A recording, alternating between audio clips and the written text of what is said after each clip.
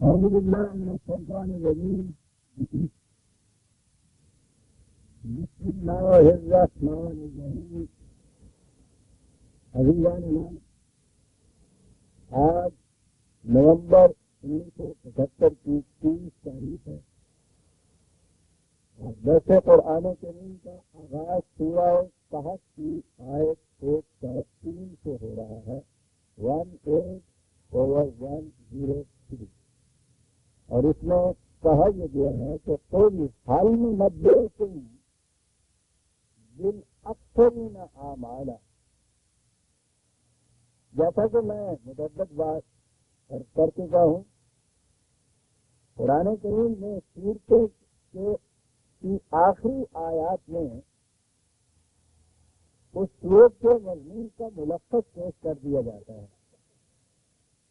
اس کا نچوڑ ان کی آخری آیتوں میں آتا ہے.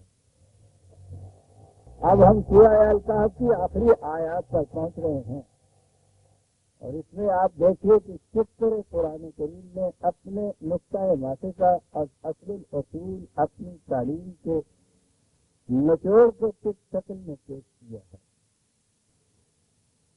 انداز بیان یہ ہے کہ اے رسول ان سے کہو کہ کیا تمہیں بتائیں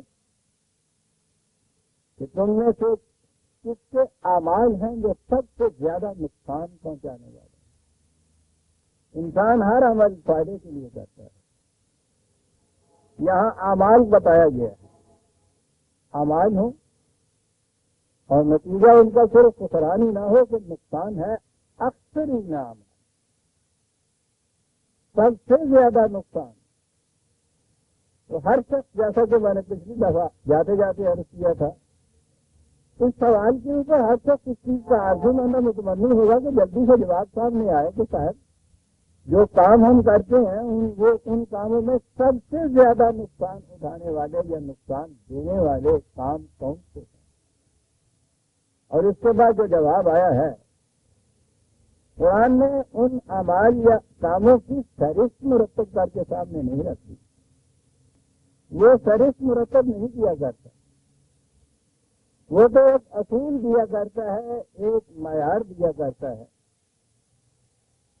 اور اس کے بعد پھر انسانوں کو چھوڑ دیتا ہے کہ وہ خود اس اصول و معیار و اقدار کے مطابق اپنے اعمال کو پرکھ کر دیکھ لیں کون کون سے اس کے مطابق ہیں وہ نفع بخش ہوں گے، جو اس کے خلاف جاتے ہیں وہ نقصان دینے والے ہوں گے. اس کے بعد بھی اس نے ایک اصولی بات کہی ہے اور وہ اصولی بات وہ ہے کہ جو در حقیقت حیوان اور انسان میں بابہل امتیاز ہے. اتنی ہی بات نہیں، دین کا سارا مدار اس پر ہے. خدا پر ایمان، وحی پر ایمان، رسالت پر ایمان، مکافات عمل پر ایمان، آخرت پر ایمان، بلکہ ان کی ضرورت تک ان سب کا انحصار اس پر ہے جو آگے بات کہی گئی ہے. اور بات یہ ہے کہ نظریہ زندگی کیا ہے کسی کا، یہ ہے وہ اصول. انسانوں میں دو نظریات حیات چلے آ رہے ہیں. ایک نظریہ زندگی وہ ہے کہ جسے عام طور پر میٹیریلسٹک کانسیپٹ آف لائف کہا جاتا ہے. ترجمہ اس کا ہمارے ہاں مادی نظریہ حیات کیا جاتا ہے. کچھ زیادہ واضح نہیں یہ اصطلاح، لیکن بہرحال اس کا ترجمہ اسی اصطلاح سے کیا جاتا ہے، مادی نظریہ حیات. اور دوسرا ہے اسے میں قرآنی نظریہ حیات کہوں گا.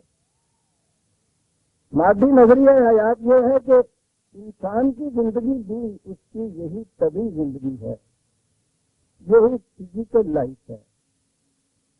جس طرح دوسرے حیوانات کی زندگی ہے اسی قسم کی اس کی زندگی ہے. اور جب زندگی یہ ہے تو پھر زندگی کے مقاصد اس کی طبعی ضروریات کا پورا ہونا ہوگا حیوان کی طرح، اور طبعی زندگی کے تقاضوں کی فہرست کتنی طول و طویل آپ لے جائیں سمٹائیں تو وہ تو دو ہی باتیں رہ جاتی ہیں، کھانا پینا جس سے یہ زندگی قائم رہے، اور اس گائے سے نسل، اور اس کے بعد مر گئے آدمی۔ یہ نظریہ زندگی اگر ہو کہ انسان کی زندگی یہی طبعی زندگی ہے، تو جیسا میں نے ابھی عرض کیا ہے، اس میں نہ خیر و شر کا سوال پیدا ہوتا ہے، نہ گناہ و ثواب کا، نہ جائز و ناجائز کا۔ چنانچہ اسی پر متفرع ہے آپ کے ہاں کی اس دور کی ساری سیاست بھی۔ امتیازی سیاست کے مقصد تو انسان کا اپنے دنیاوی مفاد حاصل کرنا ہے، جس ذریعے سے بھی یہ حاصل کیے جا سکے۔ اگر یہ مقصد کامیاب ہو گیا ہے تو جو ذریعہ بھی اختیار کیا جائے گا وہ مستحسن سے سمجھا جائے گا، اگر ناکامی ہوئی ہے تو ان ذریعوں کے متعلق کہا جائے گا کہ وہ اچھے نہیں تھے۔ means are justified by the end achieved۔ ذرائع کے متعلق یہ چیز کہنا کہ وہ جائز یا ناجائز تو صرف اس بات سے کہا جا سکتا ہے کہ ان سے وہ مقصد پیش نظر حاصل ہو گیا تھا یا نہیں، اور مقصد رہا حیوانی زندگی کی طرح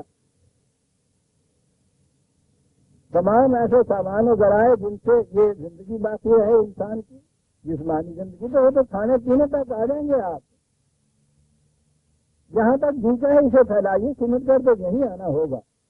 اور اس سے اگلی چیز یہ کہ بقائے نسل انسانی کے لیے اس ذائقے سے نسل، پریزرویشن آف سیلف، تحفظ سے، اور پروکریشن اس ذائقے سے نسل۔ حیوانی زندگی کا یہی منتہا ہوتا ہے۔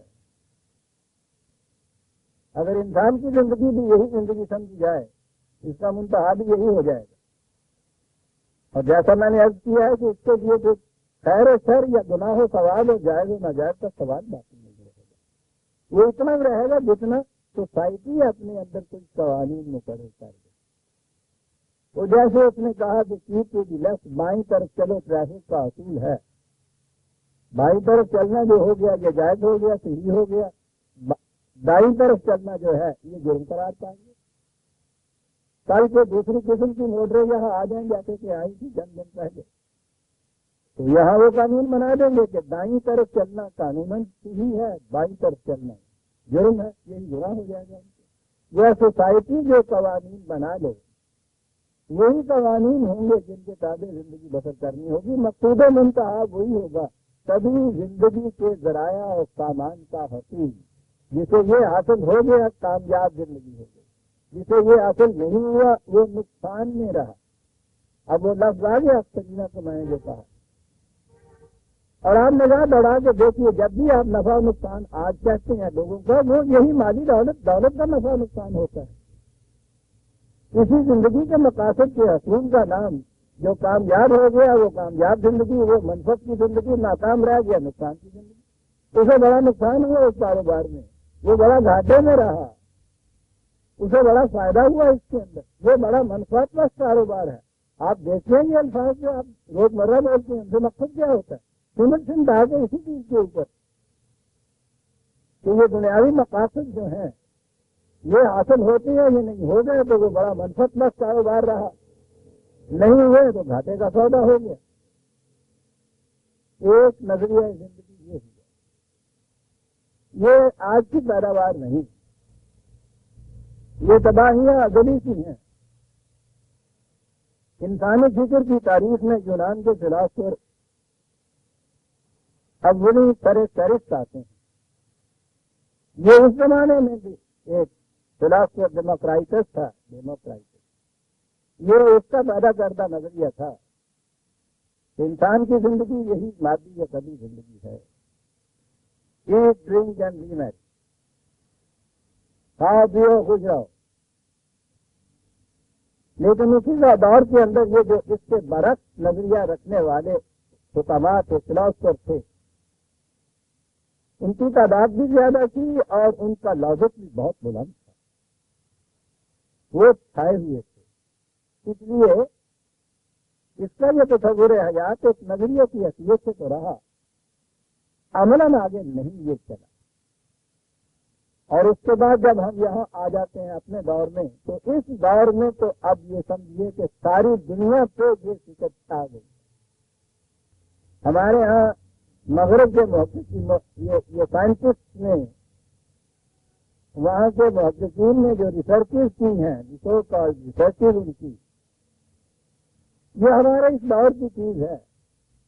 اور اگر پیچھے زیادہ نہ جایا جائے تو ڈارون سے شروع کر دیا جائے تو نظریہ یہی ہے کہ انسان کی زندگی بھی حیوانات کی زندگی کی بڑی ہوئی کڑی ہے، بس اس میں دماغ یا شعور تو آگے ہے ان سے زیادہ، وہ بھی یہ کہ اس کی ایک بڑی ہوئی شکل ہے، یعنی یہ کوالیٹیٹیولی ان سے مختلف نہیں ہے، کیفیت کے اعتبار سے مختلف نہیں، کوانٹیٹیولی صرف مختلف ہے، کمیت کے اعتبار سے ہے۔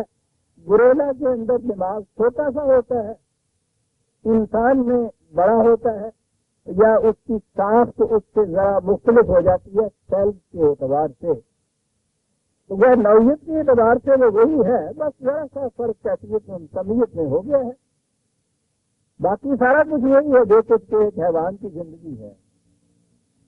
یہ نظریہ مغرب میں اس شد و مت سے پھیلا کہ یہ عین حقیقت بن گیا وہاں، اور اس نظریہ کے تابع پھر ان کے ہاں کی معاشرت بھی اسی پہ آ گئی، معیشت بھی اسی پہ آ گئی، اور بالخصوص سیاست اسی کے اوپر آ گئی۔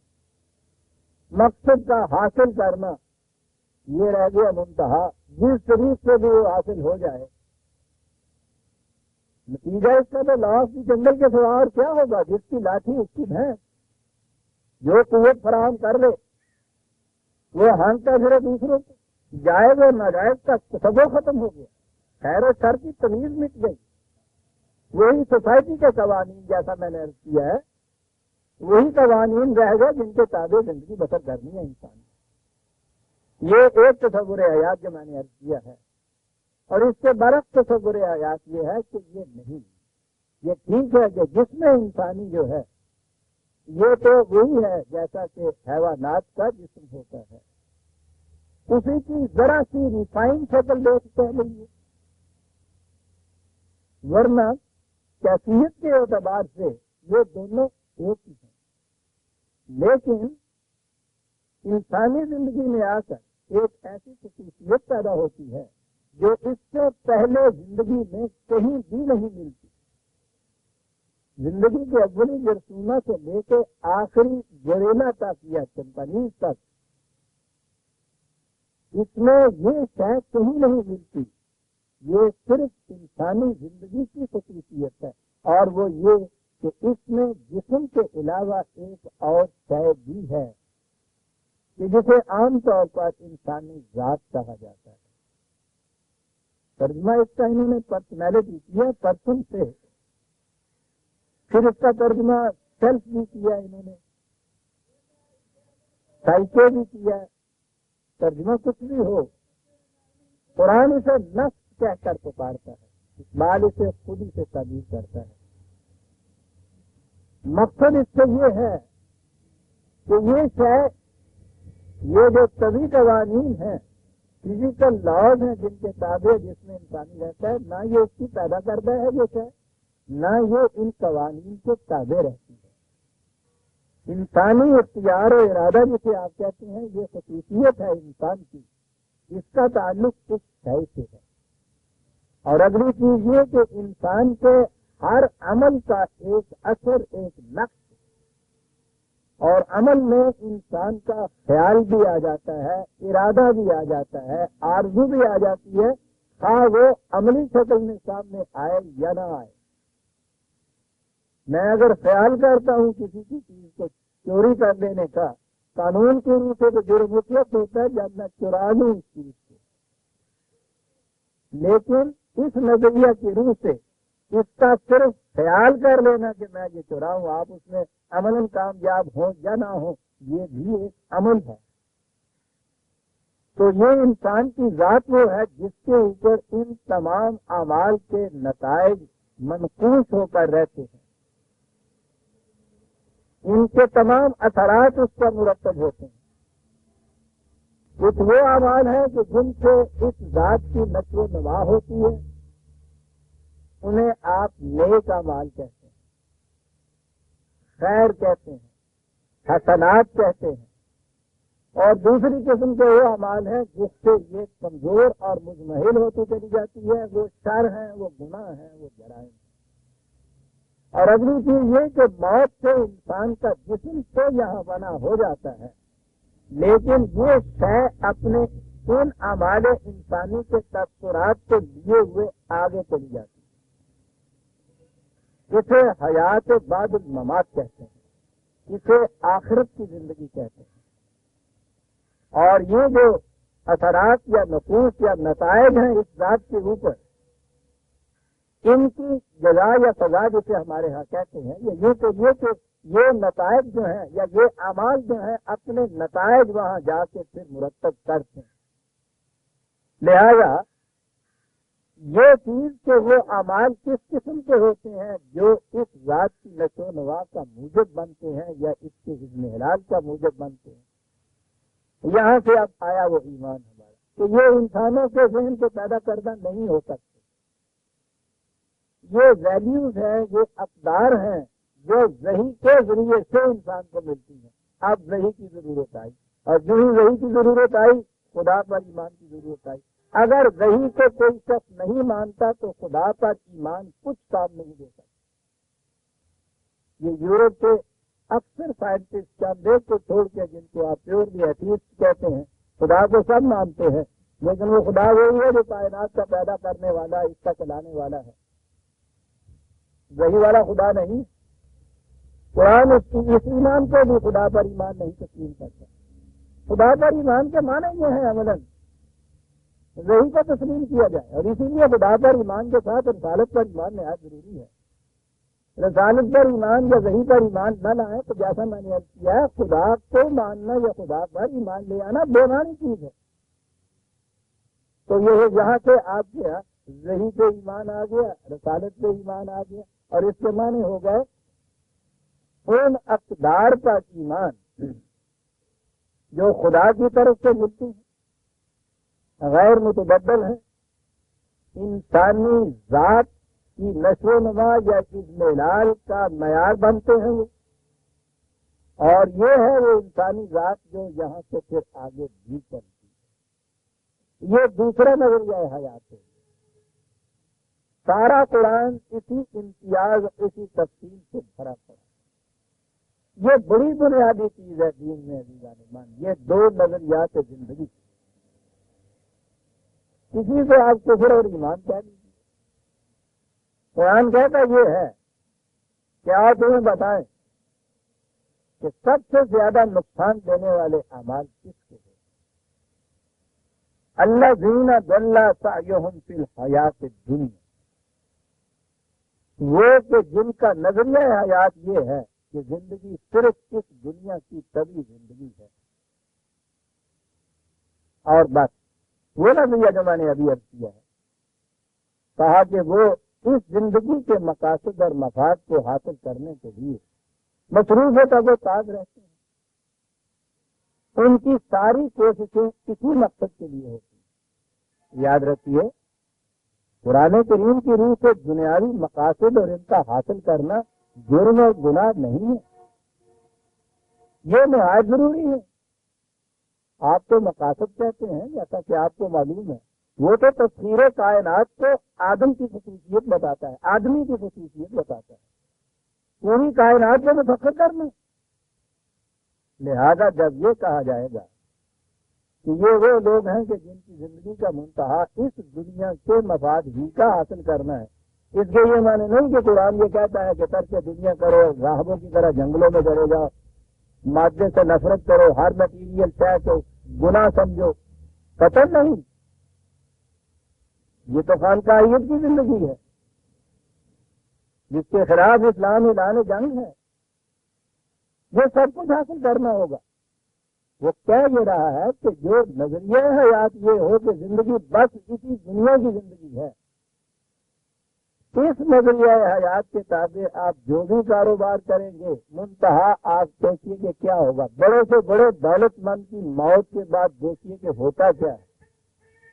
وہ جو قرآن نے ایک لفظ میں بات کہہ دی ہے، جتنا جی چاہے یہ حاصل کرتے چلے جاؤ، مرنے کے بعد تم ہمارے پاس فرادہ آؤ گے. یہ سارا کچھ جسے تم کہتے ہو میرا، وہ یہاں رہ جائے گا جسم سمیت.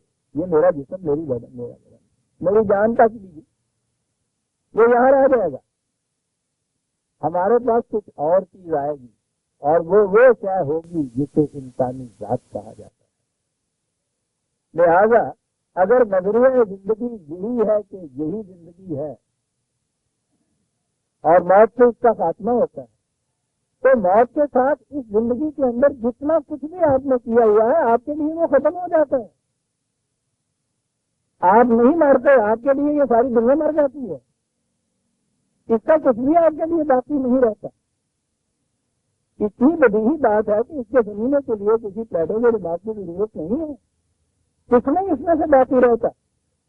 آپ نے دیکھا کہ ایک لفظ قرآن نے کہا غلہ سا یہ ہوں کہ آخر الامر ساری کا وہ کام جو یہ زندگی میں کرتا رہا اور جو سارا کچھ سمیٹتا رہا، آخر الامر جا کے آپ دیکھیں گے کہ یہ سارے کا سارا بیمانی ہو کر رہ گیا، بیکار ہو کر رہ گیا، ضائع ہو گیا.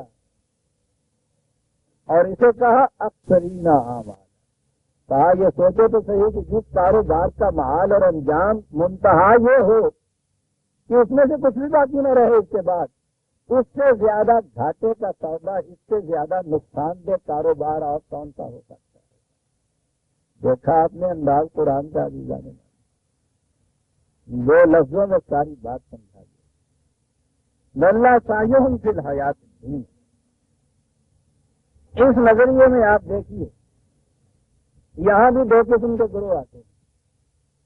ایک تو یہ ہے کہ جو بالکل ایتھیسٹ ہو جاتے ہیں، اعلانیہ وہ انکار کرتے ہیں کہ نہیں صاحب زندگی یہی زندگی ہے، اس کے بعد کچھ نہیں، نہ خدا ہے، نہ ولی ہے، نہ رسول ہے، نہ آخرت ہے، کچھ نہیں.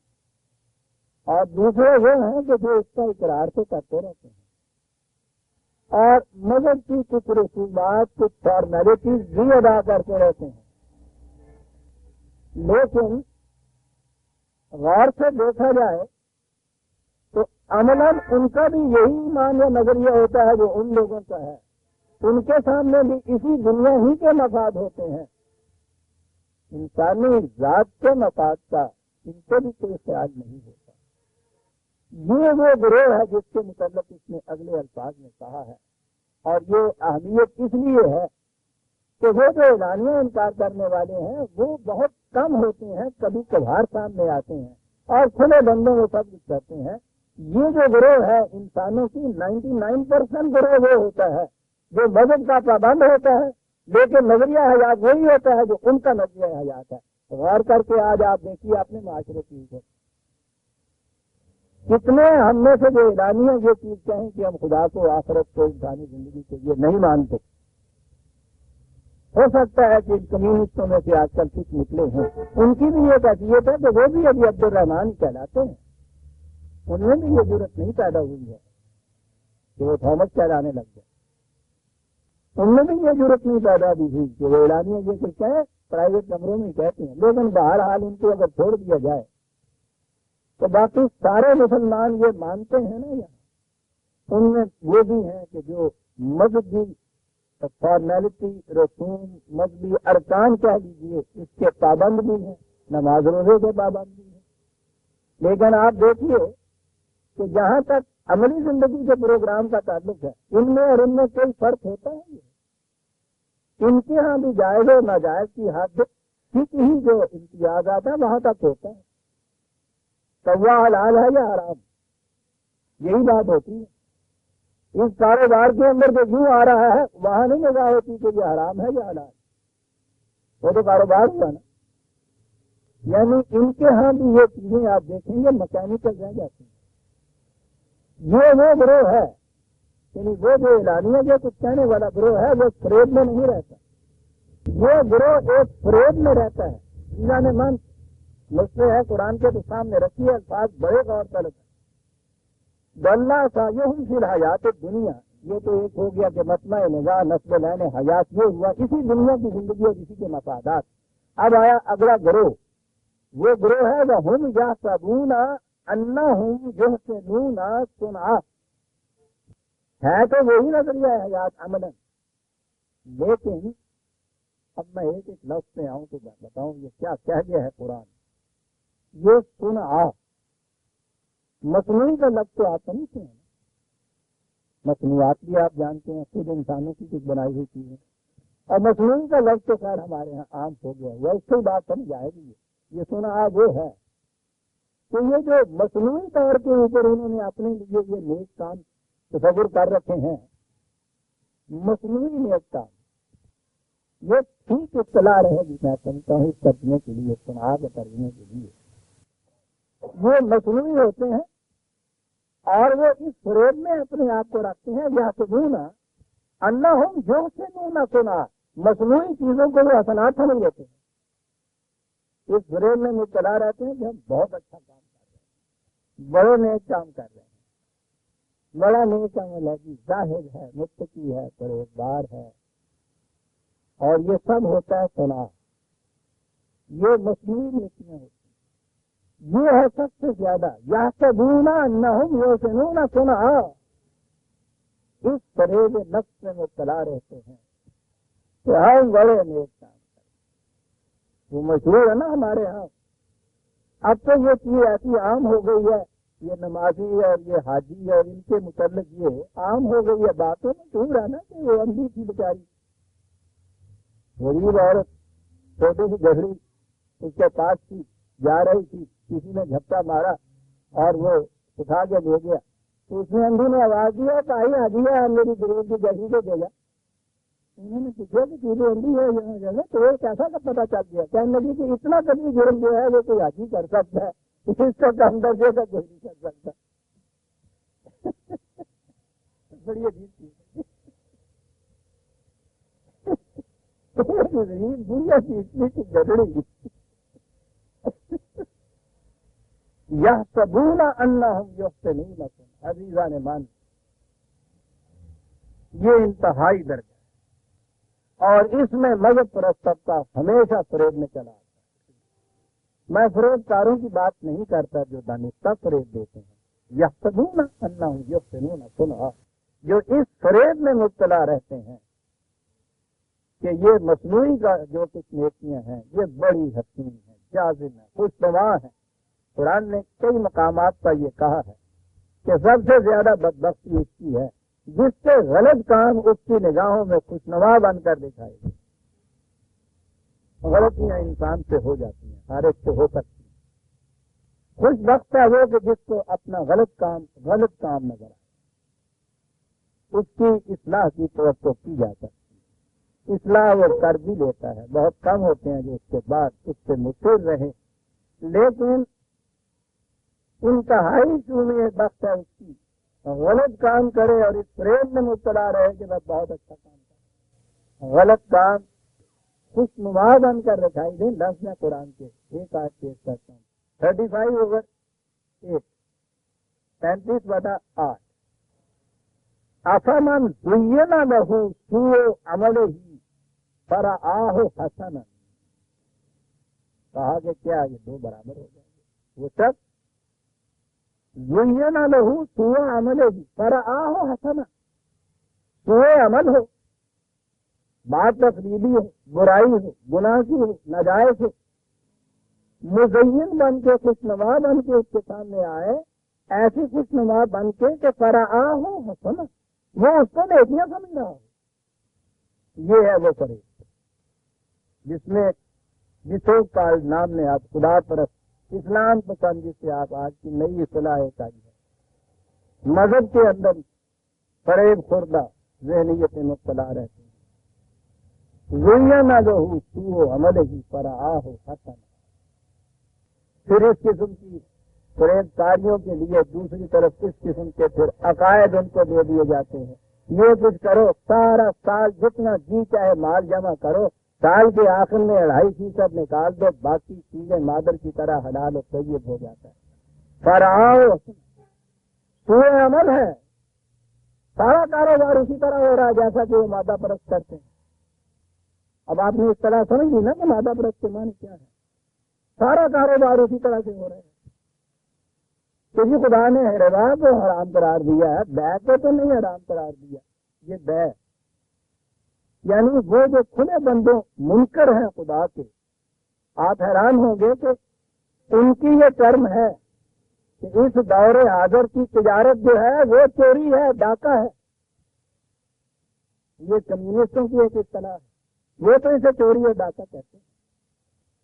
ہمارے یہاں کا خدا پرست جو ہے وہ کہتا ہے کہ نہیں، ربا تو حرام ہے، تجارت جو ہے وہ تو حلال ہے، بے حلال ہے، اور یہ سارا کچھ جو ہے یہ تجارت ہے، یہ ساری بلیک میلنگ، یہ سمگلنگ، یہ آپ کے یہاں کا سارا سوسائٹی کے قانون جو ہے آپ کے وہ ان کے جرم قرار دینے الگ بات ہے، ان کی نگاہوں میں کوئی جرم نہیں ہے۔ باقی رہا ربا، اس کو سمٹا کے صرف اس چیز پہ لے آئے کہ نقد روپے کسی کو دیے جائیں تو اس میں اگر آپ اس کے ساتھ 100 روپے پہ 5 روپے لے لیں، یہ ربا ہے۔ اور باقی یہ سارا کچھ جو کچھ آپ کسی کو روپیہ دیں، گھر میں بیٹھے رہیں اور سارے اس کی منفت میں نصف کے شریک ہوتے چلے جائیں، یہ ربا نہیں ہے۔ اصمن زین لہ سوء عملہ فرآہ حسن فإن اللہ یضل من یشاء، یہ وہ ہیں، یہی یضل جہاں اللہ آیا ہے، خدا کے قانون مشیت کے مطابق ہمیشہ گمراہی کے بنانے والے۔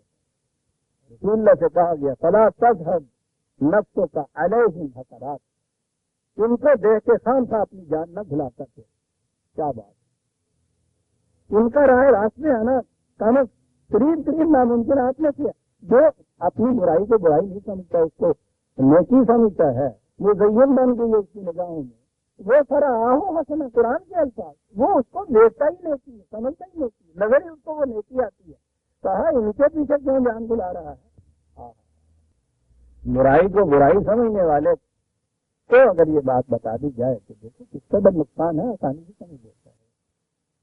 جس کو برائی فرآہ ہو، نظر آئے نیکی حسنات، کہ یہ جو ہم مذہبی رسوم و ارکات کو میکینیکلی ادا کرنے کے بعد مطمئن ہو کے رہ جاتے ہیں، بیٹھ جاتے ہیں کہ یہ نیکیاں ہیں جن کو ہم نے ادا کر لی، یہ سب سے بڑا فریب نفس ہے۔ یہی وہ چیز جیسے قرآن نے سنا کہا مصنوعی قسم کی نیکی۔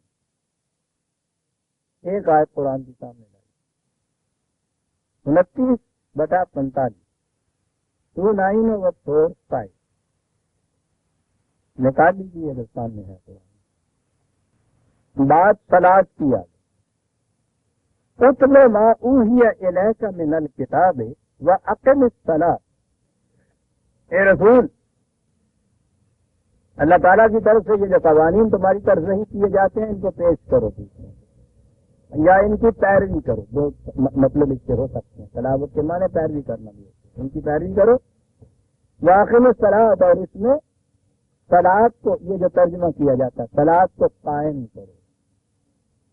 میں ابھی زیادہ تشریح میں نہیں جاتا، میں یہ عام ان کی نماز لے لیتا ہوں، ان کی میں نے غلط کہا ہے، میں یہ دیتا ہوں اور میں ہمیشہ دہرایا کرتا ہوں کہ یہ اجتماعات صلاۃ اس نظام صلاۃ کا ایک حصہ ہے، نہایت ضروری ہے، لیکن کیوں کہتے ہیں کہ واقعی ان کے اوپر صحیح عمل ہو رہا ہے، لیکن اگر یہ بتا دیا جائے کہ اس کا نتیجہ یہ نکلے گا، صرف فریب میں مبتلا نہیں ہو سکتا۔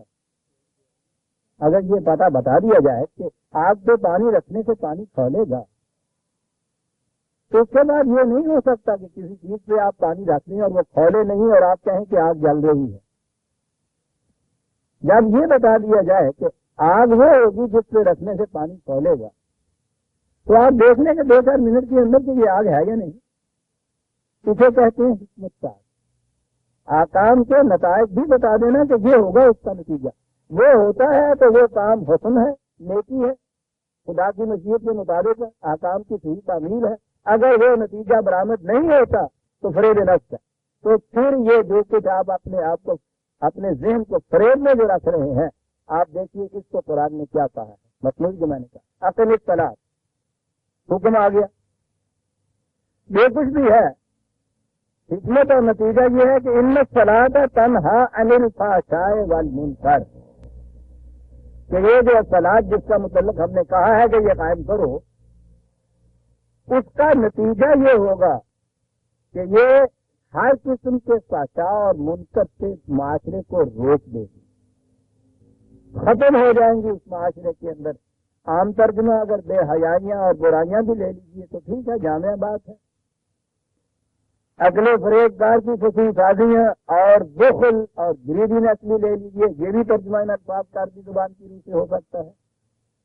تو بہرحال جتنی چیزیں آپ جن کو برائیاں کہتے ہیں، بد اخلاقیاں کہتے ہیں، کہا کہ الصلاۃ جو ہے تنہا عن الفحشاء والمنکر، وہ ان سب چیزوں کو بند کر دے گی، روک دے گی، معاشرے میں یہ چیز باقی نہیں رہے گی۔ الصلاۃ کا نتیجہ یہ ہوگا۔ بات صاف ہو گئی؟ یہ کیسے ہوگا؟ والا ذکر اللہ اکبر، یہ اسی صورت میں ہو سکے گا کہ قانون خداوندی کی بالا دستی ہو۔ قیام صلاۃ جسے کہا گیا یہ اس نظام کا نام ہے جس میں ذکر اللہ اکبر، یہ جو آپ کو آواز دی جاتی ہے اذان کے لیے اللہ اکبر کیا کہ یہ یہی ایک رسم نہیں ہے، والا ذکر اللہ اکبر جو ہے یہ اس کی آواز ہوتی ہے۔ یہ سارا نظام ہی اس کے لیے تھا کہ اللہ کا جو قانون ہے اس کی کبریائی مسلط ہو جائے انسانی زندگی کے اندر، ساورانتی اس کو حاصل ہو، اقتدار اعلیٰ اس کو حاصل ہو، اکبر یہ ہو دنیا، کبریائی اسے حاصل ہو۔ یہ تھا وہ نظام۔ اس نظام نے یہ کہا کہ یہ جو اجتماعات ہوں گے یا یہ نظام ہوگا، اس سے ہوگا یہ کہ معاشرے میں بے حیائیاں، بد اخلاقیاں، برائیاں جن کی کچھ آپ کہتے ہیں یہ سب ختم ہو جائیں گی، نہیں رہے گی باقی۔ یہ تو وہ کہا، اور اس کے بعد کہا کہ پھر آؤ ذرا مذہب پرست طبقے کی طرف، ہماری موجودہ زندگی کی طرف۔ عزیزان من دیکھیے قرآن کی آیت آگے ہے واللہ یعلم ما تصنعون، یہ تصنعون وہی آ گیا لفظ سنا جو میں نے کہا تھا، مصنوعی، جو کچھ تم مصنوعی طور پر پھر یہ کر لو گے ہم جانتے ہیں وہ کیا ہوگا۔ ما تصنعون، تو گویا کوئی نظام، کوئی صلاۃ، کوئی حج، کوئی زکوٰۃ کہ جس کا نتیجہ یہ نہ ہو کہ وہ معاشرے سے فحش و منکرات کو ختم کر دے، وہ قرآن کے یا خدا کے بتائے ہوئے حکم کی تعمیل نہیں ہے، وہ تمہاری مصنوعی چیزیں ہیں جو تم کر رہے ہو۔ واللہ یعلم ما تصنعون، دیکھتے ہیں کس مقام پہ یہ ہے۔ یہ جو آپ آج دیکھتے ہیں، چھوڑ دیجیے اس طبقے کو، پہلے وہ کہ جو مانتا ہی نہیں، چھوڑ دیجیے اس طبقے کو جو مانتا ہے یہ کہتا نہیں، مثلا یہ جو نماز نہیں پڑھتے ہوگا نہیں رکھتے انعامات، ان کو بھی چھوڑ دیجیے، اس طبقے کو تو لے لیجیے جو بڑی شدت سے اس کے اوپر پابند ہے۔ کیا اس طبقے کے اندر یہ کیفیت ہے کہ فحشاء منکر ختم ہو چکی ہے؟ کیا اس طبقے میں یہ خدا کا قانون جو ہے اس کو بالادستی حاصل ہوتی ہے؟ یہ کچھ تو نہیں ہوتا۔ تو پھر یہ اور وہ دوسرا طبقہ تھوڑا یکساں ہو گئے ہوگا نہیں، انہوں نے اپنے آپ کو فریب نفس میں مبتلا رکھا، ما یصنعون ما تصنعون، جو کچھ نہیں، انہوں نے یہی جو حرکات و سکنات و ارکان ہیں ان کو وہ مکینیکلی، عادتاً کہہ لیجیے، رسماً کہہ لیجیے، مکینیکلی ان کو پرفارم کرتے رہتے ہیں اور اپنے آپ کو اس فریب میں مبتلا رکھتے ہیں کہ ہم بڑا نیکی کا کام کر رہے ہیں، فراہ حسنا، ان کو وہ چیزیں بڑی حسین اور دلکش نظر آتی ہیں۔ واللہ یعلم ما تصنعون، اللہ قرآن ہے عزیزان، قرآن۔ اب آپ نے سمجھا کہ یہ لوگ کیوں قرآن کی آواز کو بلند نہیں ہونے دیتے؟ یہ فریب نفس کا پردہ چاک کر کے رکھ دیتا ہے، کسی کو مبتلا فریب نہیں رہنے دیتا، وہ فرق بتا دیتا ہے حقیقی میں اور مصنوعی میں۔ حقیقی وہ تھا کہ جس کا نتیجہ یہ ہونا تھا کہ تنہا عن الفحشاء والمنکر، مصنوعی وہ ہے کہ جس میں کرتے چلے جائیے اور فحشاء و منکر اور زیادہ ہوتے چلے جائیں، کوئی یہ ہوا ذکر اللہ اکبر نہیں۔ اب یہ مصنوعی چیزیں جو ہے وہ دیکھ لیجیے، میں نے عرض کیا ہے نا کہ نماز کے اندر ایک نماز پڑھنے والے کے بعد جب اس سے کہا جاتا ہے وہاں سے آواز آتی ہے مجھ سے پاس کوئی نماز نہیں ہوئی ہے جی، بیٹھے ہیں میرے عزیز ترین دوست، ان کے ساتھ پیش آیا تھا نا، چلے گئے، وہ کہا کرتے ہیں میری مت گئی مت ماری مصیبتیں بھائی، اسی بدلون ہے کسی ایسی چیز میں گٹے ٹکے ہوئے سن لوگ ہے جماعت نال جڑا کھلوتا ہے سی جنہ چر پہ کھڑا رہا اتنا چر سے نگاہ نہیں گئی، جسے رکوع بھی ہے نا کہ بجائے اس کے ہو اللہ وال دھیان جانا دھیان چلیا گیا وہ بدلوں اور گٹیا میں نہیں، اور میں انہیں کیا کہ کھلوتے ہیں بڑا مشکل ہو جائے گا چکیا ہے تو میں آ گئی اور تھوڑا جہاں اسے چوکے نا تو انہوں نے بدلو نہیں ہے وہ کر کے پھر اللہ اپنے ساتھ کتنے ہو گیا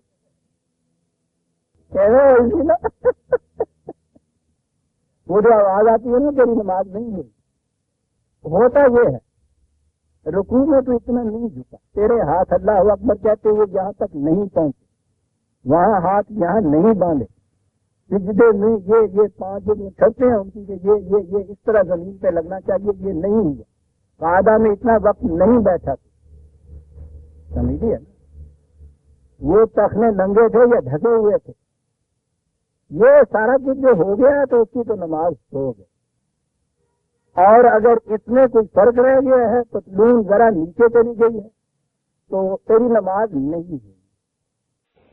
ان دونوں نمازوں میں کیا فرق ہے؟ اس اعتبار سے تنہا عن الفحشاء والمنکر، وہ جس میں وہ سارے پن کلیان نے سارا کچھ کر دیتا ہے، کیا سمجھیں گے آپ کیا کیا گیا میں تو بتائیے، یہ بھی بیٹی ایسی سمجھنے والی، یہ آپ سوچیے نماز میں تو وہ کچھ اب رہ گئے یہ تو ذکر اللہ ہے، اللہ کا ذکر بہت بلند ہے، تو اب آپ دیکھیے اس کے بعد پہلے تو یہ خفی ہوتا تھا کیونکہ لاؤڈ اسپیکر نہیں ہوتے تھے، اب وہ جلی ہو گیا ہے 4 لاؤڈ اسپیکر، اور جو پھر ضربیں لگتی ہیں اس کے بعد ذکر اللہ کا جس طرح سے ہوتا ہے، یہ واللہ ہو یا نہ ہو ما تصنعون نہیں ہے تو اور کیا ہے دیوانے میں صلاۃ وہ ذکر یہ تنہا عن الفحشاء والمنکر، یہ سوال ہی نہیں کہ وہ تو اس کو کہتا تھا، یہ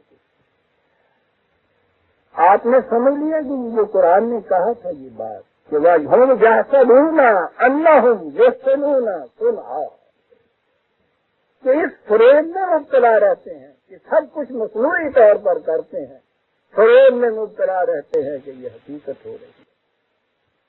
حبیبان مان اسے مذہب کہتے ہیں، اسے دین کہتے ہیں کہ جس میں یہ یسمعون یا مصنوعی نہیں ہوتی، حقیقی صلاۃ ہوتی ہے تو جس کا عملی نتیجہ معاشرے میں یہ ہوتا ہے کہ ہر قسم کے فحشاء و منکر ختم ہو جاتے ہیں، حقیقی ذکر ہوتا ہے جس کے معنی یہ ہوتے ہیں کہ بالادستی سوورنٹی صرف قانون خداوندی کو حاصل ہوتی ہے، کسی دوسرے قانون کو نہیں ہوتی، یہ وہ ہوتی ہیں جن کو کہ حقیقی نیکی آپ کہتے ہیں، اور اگر صورت یہ ہے کہ اس کے طے کر اس کی شکلیں آپ باقی رکھتے ہیں، اس کا منتہا نتیجہ، اس کا مقصد جو ہے وہ نگاہوں میں آپ کے نہیں رہتا ہے، یہ سارا ما تصنعون کے اندر آ جاتا ہے، رگوں میں وہ لہو باقی نہیں ہے، وہ دل، وہ آرزو باقی نہیں ہے، نمازوں، روزہ، قربانیوں، حج، یہ سب باقی ہیں، تو باقی نہیں ہے، اس تو کے اندر وہ مادہ طرف خدا کا منکر، وہی کا نام ماننے والا یہ، اور یہ سب یکساں ہے ابھی جانے میں، خیرت نے کہہ بھی دیا لا الہ تو کیا حاصل، دل و نگاہ مسلمان نہیں تو کچھ بھی نہیں، وَهُمْ يَحْسَبُونَ أَنَّهُمْ يُحْسِنُونَ صُنْعًا، اس فریب میں مبتلا رہتے ہیں، اپنی مصنوعی نیکیوں کے متعلق سمجھ لیتے ہیں کہ ہاں ہم بڑا سارے ثواب کا کام کر رہے ہیں، بڑی نیکیوں کا کام کر رہے ہیں۔ آؤ دوہراؤ پہلی چیز، حل نبئکم بالاخسرین اعمالا، آؤ تمہیں بتائیں کہ وہ کون ہیں جن کے اعمال سب سے زیادہ نقصان پہنچاتے ہیں۔ اللہ اکبر، اعمال کے اعتبار سے عزیزان ایمان یہ امت آج بھی بیچاری کم مشقت نہیں کرتی، ان کے سال بھر کی محنت اور مشقت اور جو خرچ کرتے ہیں یہ خدا کے نام پہ یا نیکیوں کی خاطر اس کو ذرا ایک جگہ اکٹھا کر کے دیکھیے. دنیا کا کوئی پروجیکٹ اتنا کچھ نہیں کراتا جتنا یہ کرتے ہیں، لیکن نتیجہ اس کا یہ ہے کہ دن بدن ہر قسم کی ذلت و خاریت کے اندر بڑھتے چلے جاتے ہیں. یہ کیا ہوا؟ یہ ہوا یہ کہ یہ جو ما یصنعون تھا اس کو حقیقت سمجھ کے زیادہ سے زیادہ شدید ہوتے چلے. جب یہ ذلت و خاریوں، تباہیوں، بربادیوں کا ذکر آتا ہے تو اب بھی پھر اس نمبر سے آواز یہی گونجتی ہے کہ یہ سب اس لیے ہے کہ اس مزاج نو نے نمازیں چھوڑ دی، روزے چھوڑ دیے. ٹھیک ہے، سوال یہ ہے کہ یہ جو کرنے والے ہیں انہوں نے کیا کر کے دکھا دیا؟ یہ وہ لوگ ہیں اولئک الذین کفروا بآیات ربہم. سوچیے کہاں کفر کا لفظ لا رہا ہے قرآن. یہ وہ لوگ ہیں کہ جنہوں نے در حقیقت عملاً انکار کیا ہے قانون خدا و دیکھا کفر کا لفظ. یہ کیوں؟ یہ سارا کچھ جو ہے اگلا لفظ ہے وَلِقَائِهِ ہی. ان کے دل میں یہ ایمان نہیں ہے. وہی بات انکار جو ہے انسانی ذات کا ہے. لقائے ہی کا ترجمہ یہ کیا جاتا ہے کہ خدا سے کی ملاقات کا انکار کرتے ہیں. یہ تو ملاقات سے ذہن کسی اور طرف چلا جاتا ہے. تو جیسا ہمارے یہاں قیامت کا حشر کا تصور کیا جاتا ہے نا کہ وہاں اللہ تعالیٰ تخت کے اوپر بیٹھے ہوں گے اگر کرنے کے لیے، ان سب میں کیوں بیٹھے ہوئے ہوں گے؟ ساری دنیا وہاں جا کے اکٹھی ہوگی، پھر اس کے سامنے پیش ہوں گے. وہ وہاں پھر یہ حکم دے گا کہ اس کو جہنم میں لے جائے، اس کو جنت میں لے جائے. پھر بتاتے ہیں کہ یہ سارا کچھ ہونے کے بعد پھر عدالت برخاست ہو جائے گی. جیسے وہ علمی اپنے گھر چلے جائے گا، یہ اپنے اپنے گھر چلے جائیں گے تو میدان خالی کا خالی پہ رہ جائے گا. کچھ ایسا تصور دیتے ہیں نا سمجھانے کے لیے. یہ نہیں ہے. یہ لقاء جو ہے ہمارے ہاں کی اصطلاح جسے کہتے ہیں نا کہ حاضر عدالت ہو، بڑی صحیح اصطلاح ہے. وہ اس جج کے سامنے جو کرسی سے بیٹھا ہوا ہے اس کے سامنے پیش ہو جانے کے معنی نہیں ہوتے، بلکہ ہوتا یہ ہے کہ اپنے مقدمے کے فیصلے کے لیے جو نظام مقرر ہے اس کی ہدایت کرو. یہ جو قرآن نے خدا کے متعلق لقاء رب کہا ہے یہ وہی قانون مکافات عمل پر ایمان کے معنی ہے. عدالت خداوندی میں ضرور حاضر ہونا. مجرم بھاگا ہوا مسرور اشتہاری کتنا کہیں بھاگے، قرآن کہتا ہے کہیں چلے جاؤ تم نے اس عدالت میں ایک دن حاضر ضرور ہونا ہے. وہ جو ہے نا کہ تم نے ہمارے سامنے ضرور آنا ہے، اس کے معنی یہ ہے کہ قانون مکافات عمل کی گرفت سے تم باہر نہیں جا سکتے. اور وہ اس لیے کہ تم مانو یا نہ مانو وہ تو اپنا اثر کیے چلے جا رہے ہیں. وہ تو انسانی ذات کے اوپر اثر کیے چلے جا رہے ہیں سارے اعمال کا، وہ ارادہ بھی کیوں نہ ہو اور نیت بھی کیوں نہ ہو. تو اس کے دائرے سے باہر کہاں جائے گا اور اس کے نتائج مرتب ہو کے رہیں گے. یہ معنی ہوتے ہیں بقاعدہ. کہتا ہے یہ وہ لوگ ہیں یہ سارا کچھ کرتے ہیں لیکن ذرا قریب کے دیکھیے تو نیچے یہ بات نظر آ جائے گی کہ یہ بات جو ہے اس سے ان کا یقین نہیں ہوتا کہ خدا کے قانون مکافات عمل کی روح سے ان کا نتیجہ مرتب ہونا ہے. یہ ہے اصل چیز. وہی جو حیات دنیا جس کو کہا ہے نا، وہ نظریہ زندگی یہ ہے کہ وہ لقاء رب پہ ایمان نہیں رہتا، قانون مکافات عمل پر ایمان نہیں باقی رہتا. بس اس میں اب دو ہو گئے، ایک تو وہ اعلانیہ یہ کچھ کہنے والے، دوسرے اس فریب نفس میں مبتلا رہنے والے. جہاں تک منتہا کا تعلق ہے دونوں ہی اچھے ہوتے ہیں. حبطت اعمالہم، وہی پہلے بھی آیا تھا نا اکثرینا اعمال، اعمال ہیں کام ہو رہا ہے حبطت رائے گاہ چلے جانے والے. اور یہاں بھی وہ بات بڑی عجیب قرآن نے کہی ہے. یہ حبط جو ہوتا ہے ان کے ہاں یہ ایک بیماری ہو جاتی ہے مواشیوں کو، انسانوں کو بھی یہ ہوتی ہے جسے کہتے ہیں نا کہ غذا ایسیمیلیٹ نہیں ہوتی، جزو بدن نہیں بنتی. نشو نما تو اس وجہ سے ہوتی ہے نا کہ جو کھائے انسان جزو بدن بنے. لیکن ایک بیماری جو ایسی ہوتی ہے انسانوں میں بھی ہوتی ہے جس میں یہ کہتے ہیں کہ صاحب غیر ہضم شدہ غذا جو ہے وہ اسی طرح سے نکل جاتی ہے باہر. مویشیوں میں تو وہ پورے کے پورے دانے نظر آ جاتے ہیں ان کے گوبر وغیرہ کے اندر، وہ جسم کا جز نہیں بنتی، لیکن اس سے ایک اٹھارہ ہو جاتا ہے. تو اگر افارے والا جانور کہیں قریب نہ ہو اور آپ کو معلوم نہ ہو کہ افارا ہے تو دور سے نظر آئے تو نظر آئے گا داما تو ہم بنا بھی آئے گا جناب. ہاں بات ہے. یہ جو کیفیت ہوتی ہے نا کہ وہ غذا جزو بدن تو بنے نہیں، اعمال نتائج تو پیدا نہیں کرے، لیکن وہ نظر ایسے آئے کہ جیسے موسم ہوتا ہے اللہ تیرا جانتا کیا، اسے وہ حدت عمل کہا کرتے تھے. بڑی بلاد چیز ہے. قرآن کہتا ہے وہ حدت اعمالہم، اس فریب میں مبتلا ہوتا ہے کہ جانور موٹا ہو رہا ہے حالانکہ وہ افارا ہوتا ہے. دانا جتنا کھلاتا ہے وہ تو ویسے کا ویسے ہی چلا جاتا ہے، وہ جزو بدن نہیں بنتا. مصنوعی اعمال کی نیکیوں کی یہ کیفیت ہے عزیزان مان، جزو بدن نہیں بنتی، فریب میں مبتلا رکھتی ہیں. اولئک حبطت اعمالہم، کہا یہ لوگ فلا نقیم لہم یوم القیامۃ وزنا. یہ تو ایسی بدیہی نقصان کی چیز گھاٹے کا سودا ہے کہ اس کے لیے کسی وہی کھاتے کی بھی ضرورت نہیں پڑتی، حساب کتاب کی بھی ضرورت نہیں پڑتی.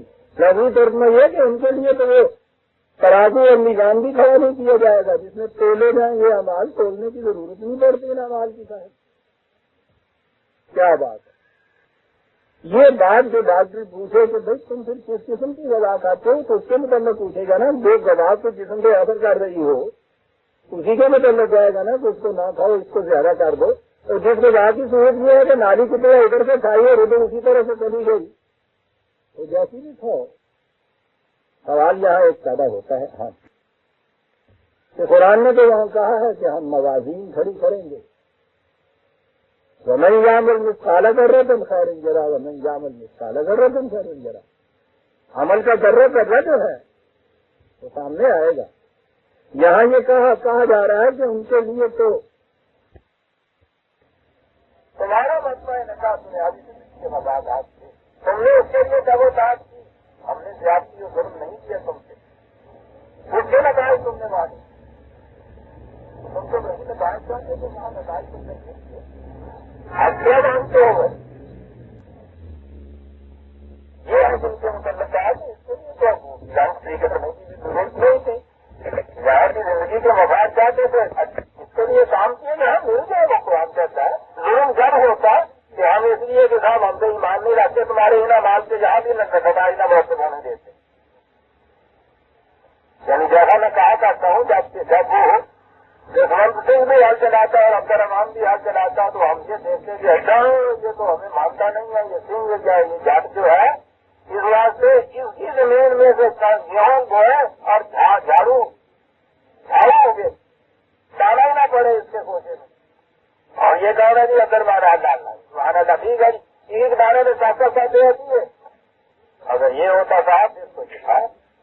لیکن اگر صورت یہ ہے کہ وہاں اگر جسونت سنگھ اور عبد الرحمان صحیح ذرائع کے طریقے کے مطابق انہوں نے اپنی کھیتی کی تو آپ دیکھتے ہیں کہ وہاں کبھی یہ فرق نہیں کرتے کہ اس کی کھیتی میں دانے نہ پڑے اور اس کو مل جائے.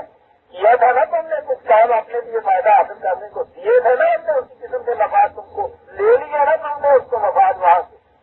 اب اگلی چیز جو یہ تھی کہ عبد الرحمان نے اپنے کھیتی میں سے ضرورت مندوں کی ضرورت کو بھی پورا کیا اور اس میں سے اپنے لیے وہ کام دیا.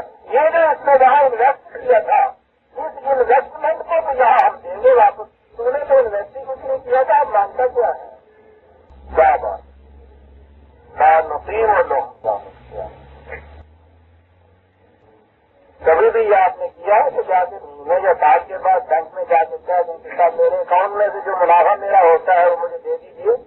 وہ کہیں گے تم ہاتھوں اکاؤنٹ میں کھلا جاؤ تمہیں جلنا تو مولا کا کہا جاتا تھا لاکھ لوگ انویسٹمنٹ کرنے میں اللہ نقیم جاؤ قیامت بس. اور اگر بات آپ نے وہی پیپر دیکھنے کی کہنی ہے تو عزیزان من جس طالب علم کا کمپلسری سبجیکٹ کے اندر پرچہ دیکھ کے دیکھیے جا کے فیل ہو گیا ہے آج تک پیپر دیکھنے کی ضرورت ہی نہیں رہی. یہ تو بنیاد اس چیز کے اوپر کہا کہ تم یہ مفاد وہاں اس علم نے انویسٹمنٹ بھی کی تھی ساتھ، وہ مفاد بھی لیے تھے اور انویسٹمنٹ بھی ساتھ کی. اس لیے سب انویسٹمنٹ کا جو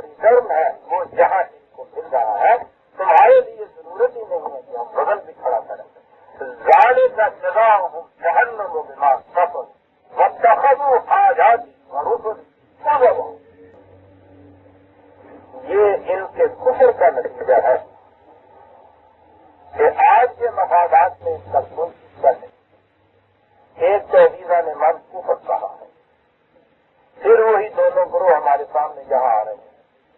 ایک تو وہی ہے جو اعلانیہ انکار کرنے والا نہیں مانتا ہے، جو زندگی کو نہیں مانتا۔ دوسرے وہ جہاں بتائے ہیں قرآن کریم میں کہ یہ ماننے والے جو ہے یہ مانتے جو ہے تو مذاق اڑاتے ہیں، اس کا